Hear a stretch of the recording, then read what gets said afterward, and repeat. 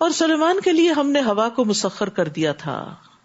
پہلے پہر اس کا چلنا ایک مسافت کی راہ ہوتا تھا، یعنی صبح کے وقت سارے لوگ ایک کارپیٹ کے اوپر بیٹھ جاتے تھے اور وہ ان کو لے کر اتنی دور تک چلا جاتا تھا جس طرح ایک عام انسان ایک سواری کے اوپر ایک مہینے میں پہنچے. اور پھر پچھلے پہر چلنا بھی ایک مہینے کی مسافت پر، یعنی واپسی کا سفر بھی اس موجودہ ٹیکنالوجی سے کئی گنا زیادہ بہتر ٹیکنالوجی ان کے پاس تھی. اب آپ دیکھیے کہ آپ ایک مہینے کی مسافت پر جہاز سے بھی آج کے دور میں بھی جائیں تو شام کو اس فلائٹ سے واپس نہیں آ سکتے، لیکن یہاں پر ان کے لیے اتنی سہولت رکھ دی گئی تھی، اسی لیے بہت دور دور کے علاقے انہوں نے مسخر کیے. نیز ہم نے ان کے لیے پگھلے ہوئے تانبے کا چشمہ بہا دیا تھا. داؤد علیہ السلام کے لیے لوہے کو نرم کر دیا گیا تھا، وہ ان کے ہاتھوں میں اس طرح ملائم ہو گیا تھا جیسے موم ہوتی ہے، اور اس سے وہ گھڑ کے جو چاہتے تھے بنا لیتے تھے. اور یہاں سلیمان علیہ السلام کے لیے تانبا یعنی 2 بڑی دھاتیں، اور بعض جن بھی اس کے لیے مسخر کر دیے تھے جو اس کے رب کے حکم سے ان کے سامنے کام کرتے تھے. یعنی مسخر ہونے کا مطلب یہ ہے کہ وہ ان کے کام کرتے تھے. اور ان میں سے اگر کوئی ہمارے حکم سے سرتابی کرتا تو ہم اسے بھڑکتی آگ کے عذاب کا مزہ چکھاتے، یعنی اس کو سزا ملتی تھی جو کام نہیں کرتا تھا. جو کچھ سلیمان چاہتے تھے وہی کچھ وہ جن ان کے لیے بناتے تھے، مثلاً قلعے، مجسمے اور حوض جتنے بڑے لگن اور ایک جگہ جمی رہنے والی دیگیں، کیونکہ ان کے لشکر بہت بڑے تھے تو اتنی بڑی بڑی دیگیں ہوتی تھی کہ جن کو کوئی انسان موو نہیں کر سکتا تھا اور نہ ہی کوئی انسان بنا بھی سکتا تھا اس دور میں، تو وہ جنوں نے بنائی تھی ان کے لیے. اے آل داؤد شکر کے طور پر عمل کرو. شکر کے طور پر عمل کون سا ہوتا ہے؟ جس میں اللہ کی اطاعت ہوتی ہے، اور میرے بندوں میں سے کم ہی شکر گزار ہوتے ہیں. یاد رکھیے سورت شروع بھی ہوئی ہے الحمدللہ سے، اور یہاں آل داؤد کے شکر کا ذکر ہے. حمد کے 2 حصے ہوتے ہیں، ایک تعریف ہوتی ہے اور ایک شکر ہوتا ہے. یعنی تم اللہ کی نعمتوں پر شکر ادا کرو، شکر دل سے بھی، شکر زبان سے بھی، اور شکر اعضاء کے ساتھ بھی. پھر جب ہم نے سلیمان پر موت کا فیصلہ کر دیا تو جنوں کو گھن کے کیڑے کے سوا کسی چیز نے سلیمان کی موت کا پتہ نہ دیا. سبحان اللہ، اتنے بڑے بڑے جن تھے لیکن علم غیب نہیں جانتے تھے کہ سلیمان علیہ السلام فوت ہو چکے ہیں. وہ جس طرح ان کو واچ کرتے تھے اور کھڑے ہو کر ان کی سپرویژن کرتے تھے، وہ اسی طرح کھڑے تھے اور جن ان کے آگے لگے ہوئے تھے، کھپے ہوئے تھے، اور وہ کھڑے رہے. جنوں کو نہیں پتا چلا کہ ان کی روح جا چکی ہے، یہ فوت ہو چکے ہیں. جو وہ لاٹھی تھی ان کی جس سے وہ ٹیک لگا کے کھڑے تھے، زمین کے کیڑے یعنی گھن نے اس کو کھانا شروع کیا، اور وہ کھوکھلی ہو کر ٹوٹ کر جب گری تو جنوں کو پتا چلا کہ سلیمان علیہ السلام فوت ہو گئے ہیں. جب وہ گر پڑے تو جنوں پر واضح ہو گیا کہ اگر وہ غیب جانتے ہوتے تو ایسے ذلت کے عذاب میں نہ پڑتے. بڑا زبردست سبق ہے اس میں. بعض لوگ جنوں سے غیب کی خبریں پوچھتے ہیں، تو اس عمل سے بھی پرہیز کرنا چاہیے. جن غیب نہیں جانتے، الا یہ کہ وہ جا کے کوئی چیز دیکھ کے مشاہدے میں ہو تو وہ اس جگہ پہنچ جائیں تو اور بات ہے، لیکن مستقبل کی خبریں ان سے پوچھنا یہ درست نہیں، کیونکہ اگر وہ بتاتے بھی ہو تو بہت جھوٹ بولتے ہیں. جیسے وہ حدیث سے پتا چلتا ہے نا کہ اوپر جاتے ہیں اور پھر وہاں سے کوئی سنگن لے آتے ہیں اور پھر کاہن کو بتاتے ہیں اور وہ 100 جھوٹ ملا کے لوگوں میں عام کر دیتا ہے اس بات کو. بلا شبہ قوم سبا کے لیے ان کے مسکن ہی میں ایک نشانی موجود تھی. یہ قوم سبا وہی تھی جس کی ملکہ بلقیس تھی. اس مسکن کے دائیں بائیں 2 باغ تھے، یعنی جہاں وہ رہتے تھے وہاں باغات تھے. ہم نے انہیں کہا تھا کہ اپنے رب کا دیا ہوا رزق کھاؤ اور اس کا شکر ادا کرو. پاکیزہ اور ستھرا شہر ہے، عمدہ رہنے کی جگہ ہے، اور معاف فرمانے والا رب. فاعرضوا، مگر انہوں نے منہ موڑ لیا، شکر ادا نہیں کیا نعمتوں پر. تو ہم نے ان پر زور کا سیلاب چھوڑ دیا اور ان کے دونوں باغوں کو ایسے 2 باغوں میں بدل دیا جن کے میوے بد مزہ تھے، اور ان میں کچھ پیلو کے درخت تھے، کچھ جھاؤ کے، تھوڑی سی بیریاں تھیں. سارے باغ تباہ ہو گئے اور اس کے بعد بیکار چیزیں بچی. یہ ہوتا ہے ناشکری کا انجام، یعنی شکر سے اعراض یا منہ موڑنا نعمت کو بدل دینے کا سبب بن جاتا ہے. تو اس لیے جتنی بھی نعمتیں ہیں ان پر اللہ تعالیٰ کا شکر ادا کرنا چاہیے، چاہے وہ ظاہری نعمتیں ہیں یا باطنی نعمتیں ہیں، چاہے آپ کو نظر آتی ہیں، سمجھ آتی ہیں یا نہیں آتی، تو اس طرح کہہ کے بھی دعا کرنی چاہیے کہ یا اللہ جن نعمتوں کو میں جانتی نہیں ان پر بھی تیرا شکر ہے. ہم نے یہ سزا ان کی ناشکری کی وجہ سے دی تھی اور ہم ناشکروں کو ایسا ہی بدلہ دیا کرتے ہیں. تو ناشکری نعمت کی ہلاکت کا باعث ہوتی ہے، اور خاص طور پر خواتین کے بارے میں حدیث میں آتا ہے کہ وہ شکر گزار نہیں ہوتی، یعنی شوہروں کی تو بندوں کے بھی شکر گزار ہونا چاہیے، کیونکہ من لم یشکر الناس لم یشکر اللہ، جو بندوں کا شکر ادا نہیں کرتا وہ اللہ تعالیٰ کا بھی نہیں کرتا. ہم نے ان کی بستی اور اس بستی کے درمیان جس میں ہم نے برکت رکھی تھی، یعنی فلسطین کی بستی، کھلے راستے پر کئی بستیاں آباد کر دی تھی. یعنی پوری شاہراہ جو جاتی تھی یمن سے شام کی طرف، وہ پورا راستہ آباد تھا، اور ان میں چلنے کی منزلیں مقرر کر دی تھی، یعنی مختلف سپاٹس تھے جن پر لوگ آ کر اپنی بریک لیتے تھے کہ ان میں رات دن بلا خوف و خطر امن سے سفر کرو. مگر وہ کہنے لگے، اے ہمارے رب، ہمارے سفر کی مسافتیں دور کر دے. یہ کہہ کر انہوں نے اپنے آپ پر ہی ظلم کیا، چنانچہ ہم نے انہیں افسانے بنا دیا اور انہیں ٹکڑے ٹکڑے کر دیا. اس میں یقیناً ہر صابر و شاکر کے لیے کئی نشانیاں ہیں. تو یاد رکھیے، بعض اوقات جب نعمتیں بہت عام ہو جاتی ہیں تو ہم فار گرانٹیڈ لینے لگتے ہیں. ہم سوچتے ہیں کہ یہ شاید ہمارا ہی کمال ہے اور ہم محنت کرتے ہیں اور اس لیے ہمیں یہ سب کچھ ملا ہوا ہے، لیکن اچانک آن کی آن میں سب کچھ بعض اوقات تبدیل ہو کر رہ جاتا ہے. تو اس لیے کبھی غصے میں آ کر، کبھی تکلیف میں، کوئی منہ سے ایسا کلمہ نہ نکالے کہ جو نعمتوں کو ختم کرنے کا باعث بنے. بعض اوقات کوئی بیمار ہے یا کوئی غصے میں، آپ اس کو کوئی نعمت دیتے اٹھا کے پھینک دیتا ہے، تو یہ بھی ناشکری کا ایک حصہ ہے. بعض اوقات نہیں چاہیے مجھے، بعض اوقات کوئی کہتا ہے یہ چیز بڑی نعمت ہے، ہوگی نعمت، نعوذ باللہ. ایسے الفاظ سے پرہیز کرنا چاہیے، کیونکہ ہم ویسے تو سوچتے نہیں ہم تو کبھی نہیں ناشکری کرتے، ہم تو جو نعمت و شکریہ ادا کرتے ہیں. لیکن یہ ناشکری کیا ناشکری ہے؟ یہ ناشکری غصے کے وقت منہ سے نکلے ہوئے الفاظ، غم کے وقت نکلے ہوئے، یا پھر کسی بھی موقع پر ایسے اکڑ کے بگڑ کے منہ سے نکلے ہوئے الفاظ. تو کسی بھی نعمت کو چھوٹا نہیں سمجھنا چاہیے، حقیر نہیں سمجھنا چاہیے. اور ان لوگوں کے متعلق ابلیس نے اپنا گمان درست پایا، چنانچہ مومنوں کے گروہ کے سوا سب نے اسی کی پیروی کی.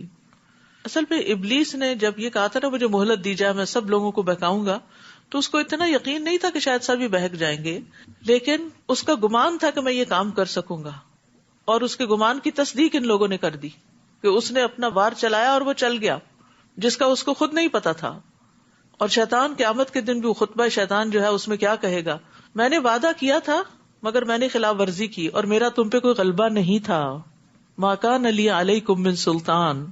تو حسن بصری کہتے ہیں شیطان نے ان پر نہ تو تلوار لہرائی اور نہ لاٹھی برسائی، صرف ان سے وعدہ کیا، ان کو آرزویں دلائی تو وہ دھوکے میں پڑ گئے.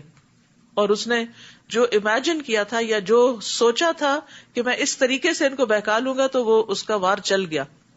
حالانکہ ابلیس کا ان پر کچھ زور نہیں تھا. یاد رکھیے، ہم جو ہر چیز کا بلیم شیطان کو دے کے خود بری ذمہ ہو جاتے ہیں، تو اس کے بارے میں بھی سوچنا چاہیے کہ ہم اس کو کتنا جسٹیفائی کر سکتے ہیں. شیطان بہکاتا ہے لیکن وہ ہمیں پکڑ کے کسی غلط راستے پر نہیں لے جا سکتا، وہ انسان کی اپنی ہی مرضی ہوتی ہے. اور ہم بعض اوقات ہنستے ہوئے کہہ دیتے وہ شیطان غالب آ گیا تھا اس لیے میں نے کیا. استغفر اللہ، تو اتنی ڈرنے کی بات ہے کہ آپ اتنے کمزور پڑ گئے اور آپ کا ایمان اتنے نچلے درجے پہ چلا گیا کہ شیطان نے آپ کو کنٹرول کر لیا، پوزیس کر لیا اور اپنی مرضی کروا لی. اگر آپ نے شیطان کی مرضی مان لی تو پھر وہ لے کے کہاں جائے گا؟ تو یہ بات کہہ کے بھی شیطان کو خوش نہ کیا کرے کہ وہ شیطان مجھ پہ آ گیا تھا. نہیں، شیطان کو آنے کیوں دیا تھا؟ وہ ہر وقت آس پاس ہوتا ہے، لیکن ہمیں اس کو اعوذ باللہ من الشیطان الرجیم کہہ کے دفاع کرتے رہنا چاہیے. حالانکہ ابلیس کا ان پر کچھ زور نہ تھا. یہ سب کچھ اس لیے ہوا تاکہ ہم معلوم کر لیں کہ کون آخرت پر ایمان لاتا ہے اور کون اس بارے میں شک میں پڑا رہتا ہے. اور آپ کا رب ہر چیز پر نگران ہے، دیکھ رہا ہے. کہیں شاہد کی بات ہے، کہیں نگران کی بات ہے. اے نبی، آپ ان سے کہیے کہ جن کو تم اللہ کے سوا الہ سمجھ رہے ہو انہیں پکار کر دیکھ لو. وہ تو آسمانوں اور زمین میں ذرہ بھر بھی اختیار نہیں رکھتے، اور نہ ہی ان میں ان کی کچھ شرکت ہے، اور نہ ہی ان میں سے کوئی اللہ کا مددگار ہے. غیر اللہ کے سہارے مکڑی کے جالوں کی طرح کمزور ہیں، ان کے پاس کوئی اختیار اور طاقت نہیں. اس لیے ان سے کچھ مانگنے کی بجائے، انہیں پکارنے کی بجائے اللہ کی طرف رجوع کرنا چاہیے اپنی مشکلات میں. اس کے ہاں صرف اس کی سفارش فائدہ دے سکتی ہے جس کے لیے وہ خود اجازت دے. حتیٰ کہ جب لوگوں کے دلوں سے گھبراہٹ دور ہوگی تو وہ پوچھیں گے تمہارے رب نے کیا جواب دیا؟ وہ کہیں گے کہ ٹھیک جواب ملا اور وہ عالی شان اور سب سے بڑا ہے. تو اس آیت سے بھی پتہ چلتا ہے کہ فرشتے بھی اجازت کے بغیر سفارش نہیں کر سکتے. نبی صلی اللہ علیہ وسلم بھی جب اللہ تعالیٰ سے سفارش کی اجازت لیں گے تو سب سے پہلے اللہ تعالیٰ کو دیکھتے ہی سجدے میں گر پڑیں گے، پھر دیر تک سجدے میں ہی رہیں گے اور اللہ تعالیٰ کی حمد کے ایسے کلمات کہیں گے جو اس سے پہلے کبھی نہ کہے ہوں گے. اور پھر اللہ تعالیٰ فرمائیں گے کہ اپنا سر اٹھاؤ اور شفاعت کرو، آپ کی شفاعت قبول کی جائے گی، مانگو دیا جائے گا.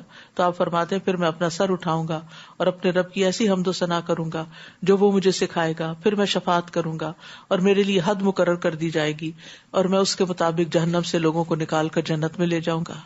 جہنم میں جا چکے ہوں گے وہاں سے نکال کے جنت میں لے جاؤں گا سفارش کی وجہ سے. 1 منٹ کے لیے آگ نہیں برداشت ہوتی. تو اس امید پر کہ نبی صلی اللہ علیہ وسلم سفارش کروا لیں گے اور نکل ہی آئیں گے تو کوئی بات نہیں، اب یہاں دنیا کے کام تو چلاؤ، غلط طریقے سے بھی ہوتے ہیں تب بھی نہیں. انسان کو حد الوسع غلط کاموں سے بچنا چاہیے. انسان ہونے کے ناطے بھول چک ہوتی ہے، بعض اوقات نہ سمجھی ہوتی ہے، ہو جاتے ہیں غلط کام، تو پھر ان کو انڈو کر لینا چاہیے توبہ کر کے.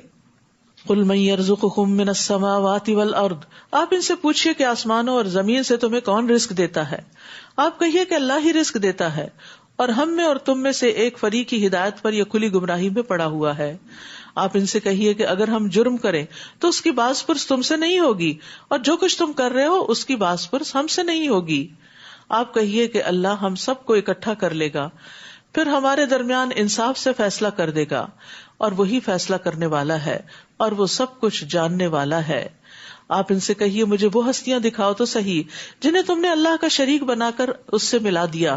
وہ ہرگز نہ بتا سکیں گے، بلکہ اللہ ہی سب پر غالب اور حکمت والا ہے. وما ارسلناک الا کافۃ للناس بشیرا ونذیرا ولکن اکثر الناس لا یعلمون. اور ہم نے آپ کو تمام لوگوں کے لیے بشارت دینے والا اور ڈرانے والا ہی بنا کر بھیجا ہے، مگر اکثر لوگ جانتے نہیں. نبی صلی اللہ علیہ وسلم کی یہ ایک خاص خصوصیت ہے باقی تمام انبیاء کے مقابلے میں. ہر نبی اپنی قوم کی طرف بھیجا گیا، اور آپ ساری انسانیت تک کے لیے، قیامت تک کے لیے، سب کے لیے رسول ہیں. اور یہ لوگ آپ سے کہتے ہیں اگر تم سچے ہو تو یہ وعدہ قیامت کب پورا ہوگا؟ آپ انہیں کہیے تمہارے لیے وعدے کا ایک دن مقرر ہے، تم اس سے گھڑی بھی پیچھے نہ رہ سکو گے اور نہ آگے جا سکو گے. وقال الذین کفروا لن نؤمن بهذا القرآن، اور کافر کہتے ہیں کہ ہم نہ تو اس قرآن پر ایمان لائیں گے اور نہ اس کتاب پر جو اس سے پہلے موجود ہے. کاش آپ ان ظالموں کو دیکھتے جب وہ اپنے رب کے حضور کھڑے ہوں گے اور ایک دوسرے کی بات کا جواب دیں گے. جو لوگ دنیا میں کمزور سمجھے جاتے تھے وہ بڑا بننے والوں سے کہیں گے اگر تم نہ ہوتے تو ہم مومن ہوتے، تم نے ہمیں بہکایا. اور جو بڑے بنتے تھے متکبرین، وہ کمزور لوگوں کو جواب دیں گے جب تمہارے پاس ہدایت آ گئی تھی تو کیا ہم نے تمہیں اس سے روکا تھا؟ کوئی بھی ذمہ داری نہیں لے گا. اور بات بھی یہی ہے، ہدایت تو ہمارے پاس آ چکی ہے، قرآن و سنت موجود ہے، پھر ہم کیوں دوسروں کی طرف دیکھتے ہیں اور علم کیوں نہیں حاصل کرتے؟ خود کیوں نہیں معلوم کرتے کہ کیا درست ہے اور کیا نہیں؟ بلکہ تم خود ہی مجرم تھے، بل کنتم مجرمین، یعنی تم خود ہی نہیں چاہتے تھے کہ ہدایت کی راہ پر چلو، تو اس لیے تم نے ہمارا سہارا لے لیا کہ یہ بھی غلط کر رہے ہیں، اگر ہم بھی کر لیں گے تو کیا ہو جائے گا. لیکن آج ہم بھی پکڑے ہوئے اور تم بھی پکڑے ہوئے. اور جو کمزور سمجھے جاتے تھے وہ بڑا بننے والوں سے کہیں گے بات یوں نہیں، بلکہ یہ تمہاری شب و روز کی چالیں تھی جب تم ہمیں حکم دیتے تھے کہ ہم اللہ کا انکار کریں اور اس کے شریک بنائیں. پھر جب وہ عذاب دیکھیں گے تو اپنی ندامت کو چھپائیں گے اور ہم ان کافروں کی گردنوں میں توق ڈال دیں گے. انہیں ایسا ہی بدلہ دیا جائے گا جیسے وہ کام کیا کرتے تھے. اور ہم نے جس بستی میں بھی کوئی رسول بھیجا تو اس کے خوشحال لوگوں نے اسے یہی کہا کہ جو پیغام تم لے کر آئے ہو ہم اس کے منکر ہیں، اور یہ بھی کہا کہ ہم مال اور اولاد کے لحاظ سے تم سے بڑھ کر ہیں اور ہمیں کوئی عذاب نہیں دیا جائے گا. یہ بھی انسان کی ایک بہت بڑی بھول ہے. جب دنیا کی نعمتیں زیادہ مل جاتی ہیں نا، مال بھی زیادہ ہے، اولاد بھی ہے اور قابل اولاد ہے، تو انسان کہتا ہے اللہ تو مجھ سے بڑا ہی راضی ہے، اب میں جو جی چاہے کروں، پھر وہ اپنی خواہشات کے پیچھے چل پڑتا ہے. تو اس دھوکے میں انسان کبھی نہ رہے. اگر دنیا کا مال زیادہ ملنے لگے تو انسان بھول جائے کہ وہ اللہ کا پیارا ہے اور اب اس سے کوئی پوچھ نہیں ہوگی. اور تمہارے اموال اور اولاد ایسی چیزیں نہیں ہیں جن سے تم ہمارے ہاں مقرب بن سکو. آپ ان سے کہیے رزق تو میرا رب جس کے لیے چاہتا ہے فراخ کر دیتا ہے اور جس کے لیے چاہتا ہے کم بھی کر دیتا ہے، لیکن اکثر لوگ جانتے نہیں. یعنی یہ تو رب کا فیصلہ ہے. یعنی کسی کو مال زیادہ دیا ہے تو اللہ نے اپنے جناب سے دیا ہے، اسے انسان کو اپنی قابلیت نہیں سمجھنا چاہیے. قارون نے سمجھا تھا نا اس کو اپنی قابلیت کہ انما اوتیتہ علی علم عندی، میں تو علم کی بنا پر دیا گیا ہوں جو مجھے ملا ہے. تو اگر کوئی شخص اس زوم میں رہے کہ میرے علم کی بنا پر ہی مجھے سب کچھ ملا ہے, تو یہ بھی ایک دھوکہ ہے. جب تک اللہ کا اذن نہ ہو انسان کچھ بھی حاصل نہیں کر سکتا. بہت سارے علم والے ڈگریاں لیے پھرتے ہیں لیکن رزق سے محروم ہیں. آپ ان سے کہیے رزق تو میرا رب جس کے لیے چاہتا ہے فراخ کرتا ہے, اور تمہارے اموال اور اولاد ایسی چیزیں نہیں جن سے تم ہمارے ہاں مقرب بن سکو. یعنی تمہارے اولاد اور مال اگر زیادہ ہے, یہ بہت وافر اور قابل ہے, تو یہ کوئی کرائیٹیرین نہیں کہ تم اس کی وجہ سے اللہ کے بہت قریب ہو. ہاں, جو شخص ایمان لائے اور نیک عمل کرے وہ مقرب بن سکتا ہے. جو ایمان لا کے نیک عمل کرتا ہے پھر وہ اپنی اولاد کو بھی نیکی کے راستے پہ لگاتا ہے, وہ اس کے لیے صدقہ جاریہ بنتی ہے, اور اپنے مال کو بھی دین کے راستے میں خرچ کرتا ہے, اللہ کی رضا کے کاموں میں خرچ کرتا ہے, اللہ کی نافرمانی میں خرچ نہیں کرتا, اسراف نہیں کرتا, فضول خرچی نہیں کرتا, تو وہ مال بھی اس کو اللہ کا قرب عطا کرتا ہے. یہی لوگ ہیں جنہیں ان کے اعمال کا دگنا صلہ ملے گا. دگنا کیوں ملے گا؟ کیونکہ ایک تو اپنے عمل کا اور ایک اپنے مال اولاد کو نیک کاموں میں لگانے کا, اور وہ بالا خانوں میں امن سے رہیں گے. اور جو لوگ ہماری آیات کو نیچا دکھانے میں زور صرف کر رہے ہیں, یعنی ان کے اوپر تنقید کرتے رہتے ہیں اور ان کے معنی بدلتے رہتے ہیں, انہیں عذاب میں حاضر کیا جائے گا. ان سے پوچھا جائے گا کہ تمہیں کس نے اجازت دی تھی کہ تم ان کو اپنے منمانے مطلب پہناؤ یا ان کو لوگوں کی نگاہ میں کم قدر کر دو. قل ان ربی یبسط الرزق لمن یشاء من عبادہ ویقدر. آپ ان سے کہیے میرا رب اپنے بندوں میں سے جس کے لیے چاہے رزق فراخ کر دیتا ہے. تو رزق کس سے مانگنا چاہیے؟ پھر اللہ سے مانگنا چاہیے. اور جس کے لیے چاہتا ہے کم کر دیتا ہے, یعنی زیادہ ہونے کے بعد پھر تھوڑا کر دیتا ہے. اور جو کچھ تم خرچ کرتے ہو تو وہی اس کی جگہ تمہیں اور دیتا ہے, اور وہی سب سے بہتر رازق ہے. اور یہ ایک بڑی حقیقت ہے کہ انسان جب سے پیدا ہوا خرچ ہی کر رہا ہے نا اپنے اوپر. تو جتنا آج تک خرچ کیا اگر اس سب کو جمع کر لیا جائے, کسی طریقے سے اس کا حساب لگایا جائے, کیا وہ پیدائش کے وقت آپ کے اکاؤنٹ میں جمع تھا؟ نہیں. جو آپ آگے بڑھتے رہے اللہ تعالیٰ آپ کے لیے رزق کے اسباب پیدا کرتا رہا, اور آپ اپنے اوپر اور دوسروں پر خرچ کرتے رہے. تو آئندہ مستقبل میں بھی انسان کو محنت کوشش کر کر رب سے رزق مانگتے رہنا چاہیے, لیکن پریشان نہیں ہونا چاہیے, کیونکہ یہ اللہ ہی کا فیصلہ ہوتا ہے. وما انفقتم من شيء فهو يخلفه وهو خير الرازقين. اور جو کچھ تم خرچ کرتے ہو تو وہی اس کی جگہ تمہیں اور دے دیتا ہے, اور وہ سب سے بہتر رازق ہے. یعنی خرچ کرنے پر مختلف طریقوں سے بدلہ مل جاتا ہے. یعنی جب آپ نکالتے ہیں تو کس طرح آپ کے اوپر لوٹتا ہے؟ کبھی اتنا ہی واپس آ جاتا ہے جو آپ نے کسی کو دیا ہوتا ہے, کبھی اس سے بھی زیادہ آتا ہے, ہو سکتا ہے اخلاص زیادہ ہو. کبھی اس کے بس مال تو دنیا میں نہیں واپس آتا لیکن ثواب آپ کو مل جاتا ہے, اور آخرت کے لیے وہ مال ذخیرہ ہو جاتا ہے. یعنی قبولیت کے وعدے میں خرچ کرنے کا حال دعا کی طرح ہے. کبھی دعا فوراً دنیا میں ہی سن لی جاتی, کبھی ذخیرہ کر لی جاتی. کبھی انسان مال خرچ کرتا ہے تو اللہ تعالیٰ اس کے عوض اس کو صحت عطا کر دیتا ہے. کہتے کہ ایک خاتون بہت بیمار تھی, انہوں نے کنواں کھدوایا تو وہ بیماری سے نکل آئی.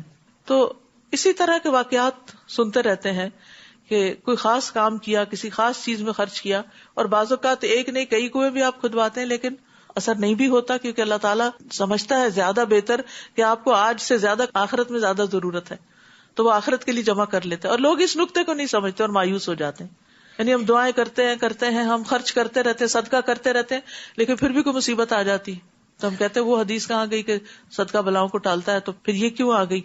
تو یہ ہے کہ اللہ سبحانہ و تعالیٰ وقتی طور پہ آزمائش میں مبتلا کر کے کل قیامت کی بڑی بڑی بلاؤں کو ٹال دے گا اسی صدقے کی وجہ سے. لیکن ہم چونکہ صرف دنیا دیکھ رہے ہوتے ہیں, آخرت کو نہیں دیکھتے, اس لیے ہم اس کو سمجھتے ہی کچھ نہیں. کبھی ایسا بھی ہوتا ہے کہ صدقہ خیرات کی وجہ سے نسلوں کے اندر خیر جاری ہو جاتی ہے. تو اللہ تعالیٰ کے اپنی مخلوق کے بارے میں بڑے بڑے راز ہیں. ہمیں اس کے وعدوں پر یقین کرتے ہوئے اس کے راستے میں کچھ نہ کچھ دیتے ہی رہنا چاہیے. اور نیکی کے جتنے بھی کام ہیں نا, سب میں کچھ کچھ حصہ ڈالنا چاہیے. ہمیں نہیں معلوم کون سا پروجیکٹ, کون سا بیج کتنا فلرش کر کے کتنا زیادہ بارآور ہو جائے. اور یاد رکھیے کہ یہ خرچ صرف صدقہ ہی نہیں بڑھاتا, بلکہ پیچھے ہم نے پڑھا کہ زکوٰۃ بھی جو اللہ کے چہرے کی خاطر دیتے ہیں تو وہ بھی اپنے اجر کو بڑھانے والے ہیں. وما آتیتم من زکاۃ تریدون وجہ اللہ فاولئک ھم المضعفون. رسول اللہ صلی اللہ علیہ وسلم نے فرمایا کہ بے شک اللہ تعالیٰ نے مجھ سے فرمایا خرچ کرو, تم پر خرچ کیا جائے گا, صدقہ دینے سے مال کم نہیں ہوتا. قیامت کے دن ہر انسان اپنے صدقے کے سائے میں ہوگا. جبکہ سورج بہت قریب ہوگا تو انسان کے اوپر جو امبریلا ہوگا وہ اس کے اپنے ہی صدقے کا ہوگا. لیکن فضول خرچی کرنے پر انسان کو اللہ کی طرف سے کچھ بھی بدلہ نہیں ملے گا. اور جس دن اللہ تمام انسانوں کو جمع کرے گا پھر فرشتوں سے پوچھے گا کیا یہ لوگ تمہاری ہی عبادت کیا کرتے تھے؟ وہ کہیں گے تو پاک ہے، ہمارا سرپرست تو تو ہے، نہ کہ یہ مشرک، بلکہ یہ لوگ تو جنوں کو پوجتے تھے اور ان میں سے اکثر انہی پر ایمان رکھتے تھے. اس وقت ہم کہیں گے آج تم میں سے کوئی بھی دوسرے کے نفع و نقصان کا کچھ اختیار نہیں رکھتا. اور ظالموں سے ہم کہیں گے کہ اس آگ کا مزہ چکھو جسے تم جھٹلایا کرتے تھے. اور جب ان پر ہماری واضح آیات پڑھی جاتی ہیں تو کہتے ہیں یہ آدمی تو ایسا ہے جو یہ چاہتا ہے کہ تمہیں تمہارے ان معبودوں سے روک دے جنہیں تمہارے آباء و اجداد پوجا کرتے تھے. نیز وہ کہتے ہیں کہ یہ قرآن تو جھوٹ ہی گھڑا ہوا ہے، نعوذ باللہ. اور ان کافروں کے پاس جب حق آ گیا تو کہنے لگے کہ یہ تو صریح جادو ہے. حالانکہ ہم نے ان کفار مکہ کو نہ تو کوئی کتاب دی تھی جسے وہ پڑھتے ہوں، اور نہ ہی آپ سے پہلے کوئی ڈرانے والا ان کے پاس بھیجا تھا. جو لوگ ان سے پہلے گزر چکے ہیں انہوں نے بھی حق کو جھٹلایا تھا، اور جو کچھ ہم نے انہیں دے رکھا تھا یہ لوگ تو اس کے 10ویں حصے کو بھی نہیں پہنچے. انہوں نے میرے رسولوں کو جھٹلایا تو دیکھو میری سزا کیسی سخت تھی. آپ ان سے کہیے میں تمہیں ایک بات کی نصیحت کرتا ہوں کہ اللہ کے لیے تم دو مل کر اور اکیلے اکیلے رہ کر خوب سوچو کہ آیا تمہارے ساتھی میں کوئی جنون کی بات ہے، یعنی نبی صلی اللہ علیہ وسلم میں. وہ تو محض ایک سخت عذاب سے پہلے تمہیں ڈرانے والا ہے. زیادہ ڈیپ تھنکنگ اس وقت ہوتی ہے جب انسان یا تو اکیلا ہوتا ہے یا 2 لوگ ہوتے ہیں. ٹھیک ہے، جب بہت زیادہ کراؤڈ جمع ہو جاتا ہے تو بات پھیل جاتی تو آپ ڈیپتھ میں نہیں جا سکتے. تو اس لیے اہم باتوں میں میٹنگز بہت چھوٹی ہونی چاہیے، کم لوگوں پر مشتمل ہونی چاہیے تاکہ انسان بہت سے پہلوؤں پر غور کر سکے. آپ ان سے کہیے اگر میں نے تم سے کوئی اجرت مانگی تو وہ تم ہی رکھو، میرا اجر تو اللہ کے ذمہ ہے اور وہ ہر چیز پر گواہ ہے. آپ انہیں کہہ دیجئے میرا رب حق کے ساتھ باطل پر ضرب لگاتا ہے اور وہ سب چھپی باتوں کو جاننے والا ہے. آپ کہیے کہ حق آ گیا اور باطل نے نہ تو پہلی بار کچھ کیا تھا نہ دوبارہ کچھ کر سکے گا. آپ ان سے کہیے کہ اگر میں راہ بھولا ہوا ہوں تو اس بھول کا وبال مجھ پر ہوگا، اور اگر میں سیدھی راہ پر گامزن ہوں تو اس کی وجہ یہ ہے کہ میرا رب میری طرف وحی کرتا ہے، وہ یقیناً سب کچھ سننے والا اور قریب ہے. اور کاش آپ دیکھیں جب وہ گھبرائے ہوئے ہوں گے تو بچ نہ سکیں گے بلکہ قریبی سے پکڑ لیے جائیں گے اور کہیں گے کہ اب ہم اس پر ایمان لے آئے، اور اتنے دور مقام سے اب انہیں ایمان حاصل کرنا کہاں سے میسر ہوگا، حالانکہ اس سے پہلے وہ دنیا میں انکار کر چکے تھے اور بن دیکھے اندھیرے میں انہیں بہت دور کی سوچتی تھی. اور اس وقت ان کے اور ان کی خواہش کی چیزوں کے درمیان پردہ حائل کر دیا جائے گا، جیسا کہ ان سے پہلے ان کے ہم جنسوں سے یہی سلوک کیا گیا تھا. وہ بھی ایسے شک میں پڑے ہوئے تھے جو انہیں بے چین کیے ہوئے تھا. سورۃ فاطر.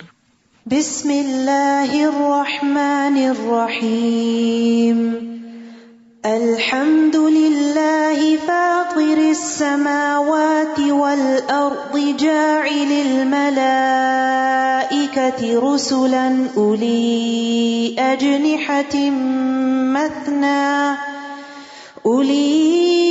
اجنحۃ مثنى وثلاث ورباع يزيد في الخلق ما يشاء ان اللہ على كل شيء قدیر.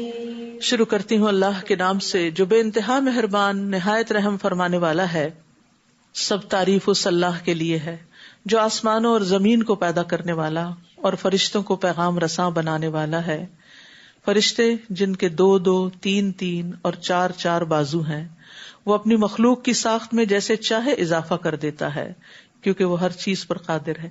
ہم نے تو فرشتوں کو نہیں دیکھا لیکن اللہ سبحانہ وتعالیٰ نے ان کی یہ ڈسکرپشن ہمیں بتا دی ہے کہ ان میں بھی درجات ہیں. اور جبریل علیہ السلام کے تو 600 پر تھے. رسول اللہ صلی اللہ علیہ وسلم نے فرمایا میں نے سدرۃ المنتہا کے پاس جبریل کو دیکھا، ان کے 600 پر تھے جن سے موتی اور یاقوت جھڑ رہے تھے. اور ان کے پروں میں طاقت بھی بہت ہوتی ہے. پرندوں کے پر ہلکے پھلکے ہوتے ہیں نا، فیدر ہلکی چیز کے لیے استعمال ہوتا ہے، لیکن فرشتوں کے پر بڑے مضبوط ہوتے ہیں. زمزم کے کنویں کے بارے میں آتا ہے کہ فرشتے نے اپنی ایڑی یا اپنے پر سے زمین میں گڑھا کر دیا تھا جس سے پانی ابل آیا. اسی طرح قوم لوط کی بستی کو جبریل علیہ السلام نے پر کے ایک نکر سے اٹھا کے اوپر سے نیچے پھینک دیا تھا. اللہ اگر لوگوں کے لیے اپنی رحمت کا دروازہ کھول دے تو اسے کوئی بند کرنے والا نہیں. اللہ اکبر. تو اس لیے کیا کرنا چاہیے؟ یا حی یا قیوم برحمتک استغیث کہہ کے اس کو پکارنا چاہیے. اور جسے وہ بند کر دے تو اس کے بعد اسے کوئی کھولنے والا نہیں. وہ سب پر غالب اور حکمت والا ہے. کہتے ہیں نا فلاں کے لیے دعا کرو اس کی قسمت کھل جائے. تو یہی ہوتا ہے قسمت کھلنے میں کہ کاروبار لگ جائے یا شادی ہو جائے یا اور کہ اللہ کی رحمت ہو جائے. جب اللہ کی رحمت آ جاتی ہے تو کوئی رکاوٹ نہیں رہتی. لوگوں اپنے آپ پر اللہ کے احسان کو یاد رکھو.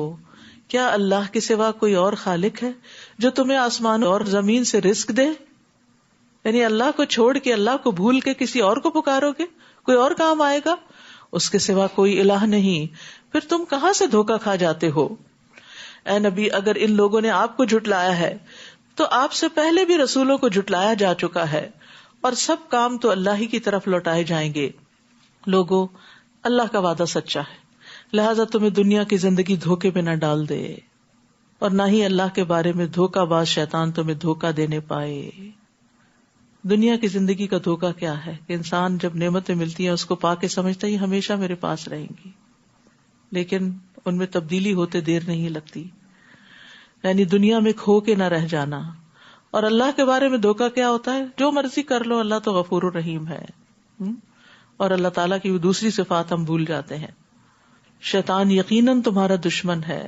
تو اس کی دشمنی آپ دیکھیے سوچ پر ہے. سب سے پہلے انسان کی سوچ پہ حملہ آور ہوتا ہے، دل پہ حملہ آور ہوتا ہے اور انسان کی سوچ کو بگاڑتا ہے.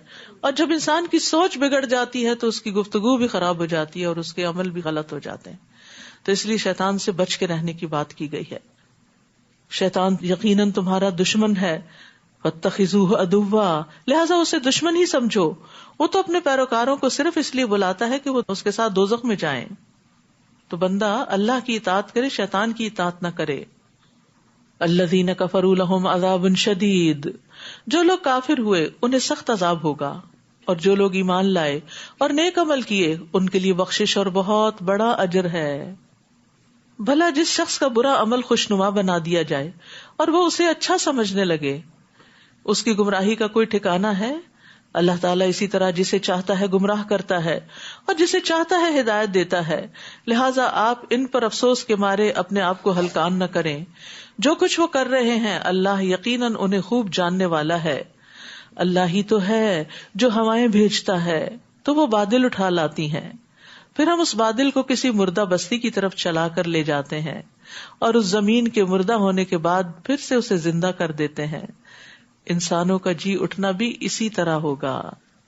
من کان یرید العزت فللہ العزت جمیعا، جو شخص عزت چاہتا ہے تو عزت تو تمام تر اللہ ہی کے لیے ہے. اور بعض اوقات انسان اپنی عزت بنانے کے لیے جھوٹے کام بھی کرتا ہے، دھوکہ دیتا ہے، منافقت کرتا ہے، لیکن وہ بھول جاتا ہے کہ عزت کا مالک اللہ ہے، اللہ ہی دے گا تو ملے گی. اس لیے اللہ کو راضی کرنے کی ضرورت ہے، کیونکہ جب اللہ راضی ہو جاتا ہے تو وہ جبریل کو منادی کر کے کہتا ہے کہ میں فلاں سے راضی ہوں اور فلاں سے محبت کرتا ہوں، تم بھی اس سے محبت کرو. تو پھر وہاں سے یہ سب کچھ آتا ہے. پاکیزہ کلمات اسی کی طرف چڑھتے ہیں. پاکیزہ کلمات کون سے ہیں؟ اچھی باتیں، سبحان اللہ والحمد للہ، تسبیحات، ذکر.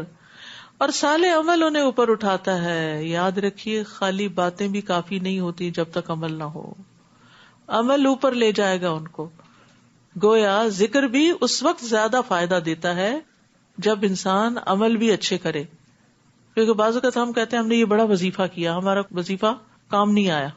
تو کبھی سوچا ہم نے کہ وظیفے کے ساتھ نماز بھی تو پڑھنی تھی.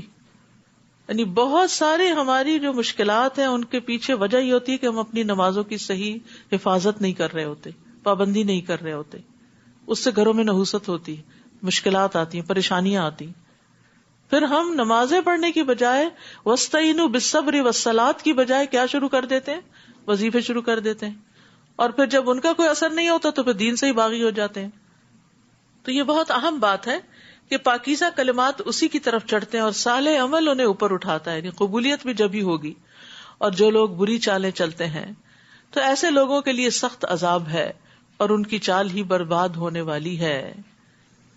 واللہ خلقکم من تراب ثم من نطفة ثم جعلکم ازواجا اور اللہ نے تمہیں مٹی سے پھر نطفے سے پیدا کیا، پھر تمہیں جوڑے جوڑے بنایا مرد اور عورت کی شکل میں.